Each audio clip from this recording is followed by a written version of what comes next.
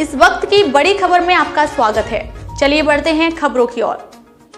रायपुर से लापता युवती की राजिम में मिली लाश। 12 दिन पहले पड़ोसी युवक की मिली थी बॉडी। दोनों 30 जनवरी से थे लापता। पुलिस जांच में जुटी। छत्तीसगढ़ के गरियाबंद जिले में सड़क किनारे नहर के पास एक युवती की सड़ी गली लाश मिली है।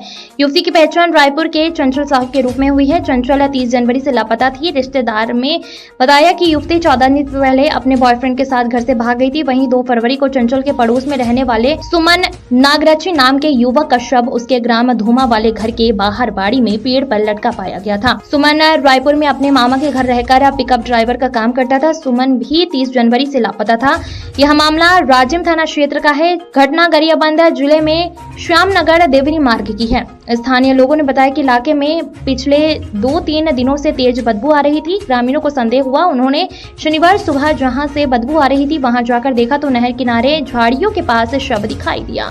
देखते ही देखते मौके पर लोगों की भीड़ जमा हुई। उन्होंने तुरंत पुलिस को सूचना दी। सूचना मिलते ही राजिम पुलिस मौके पर पहुंची और शव बरामद किया।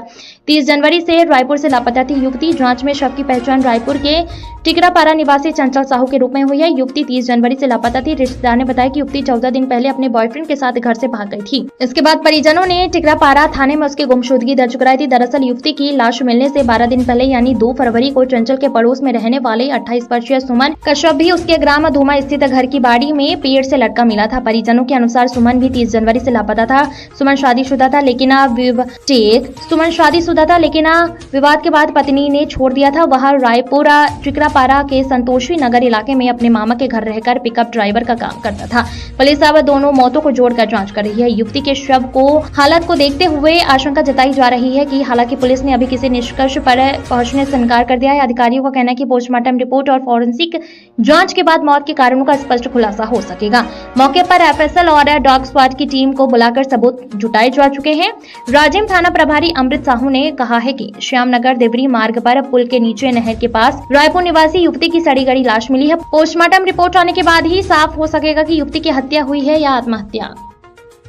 मैडम, आज चंचला रायपुर की गुमशुदा उसकी लाश मिली है। 2 तारीख को एक फिर और एक डेड बॉडी मिला हुआ था। क्या दोनों में ऐसा कुछ संपर्क है? किस तरह से हुआ है?